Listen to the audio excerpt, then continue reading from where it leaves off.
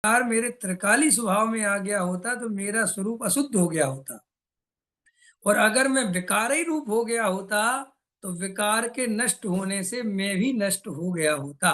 ये कितनी सरल बात है। देखो संदीप, इतनी सरल बात है, पूरे दुनिया में कितनी कम सुनाई जाती है। बड़े से बड़े संत साधुओं को कभी कभी सुनता हूँ, देखता हूँ, एक भी साधु ये विकार स्वभाव स्वरूप ध्रुव भेद ज्ञान कोई चर्चा करने वाला ही नहीं मिलता। समझ में आया कि नहीं? पता नहीं दिन भर क्या पढ़ते रहते हैं, क्या समझते रहते हैं। समझ से बाहर है मेरे। ने हमें तो दिन भर टाइम नहीं मिलता, घर गृहस्थी है, बाल बच्चे हैं, मकान दुकान, पता नहीं क्या क्या झंझटें हैं। साधु को तो दिन भर स्वाध्याय करना है, ग्रंथ ही पढ़ने हैं। ज्ञान ध्यान तपो रखता तपस्वी सा प्रशस्यते। उसको तो इसके अलावा कोई काम ही नहीं है साधु को दूसरा। फिर पता नहीं क्या पढ़ते रहते हैं। उनके स्वाध्याय में ना भेद ज्ञान की बात, ना तत्व निर्णय की बात है, ना आत्मानुभव की बात, कोई चर्चा ही नहीं। आत्मा को तो ऐसे भूले बैठे हैं जैसे सबके सब पुतगल ही हो गए हो। समझ में आया कि नहीं आया है?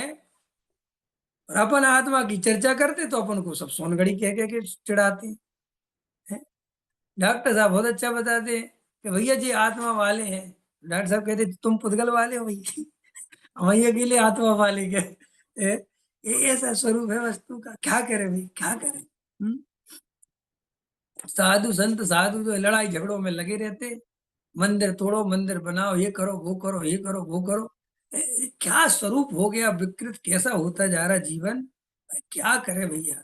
काल ही ऐसा है वास्तव। हम तो यही सोच सोच के सोचते हैं काल के बारे में, जैसा वर्णन सर्वज्ञ ने किया है अब वैसे ही घट रहा है।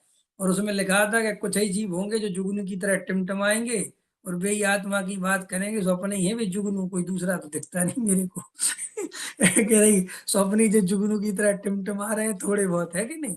ना अपन लाइम लाइट में है, ना अपन के कोई लाखों फॉलोअर्स हैं। मेरे को छोटे से दीपक की तरह जूम बूम पे मिल जाते हैं, दो चार 10 20 50 लोग, और आत्मा की चर्चा कर लेते भाई, तो नहीं बहुत है।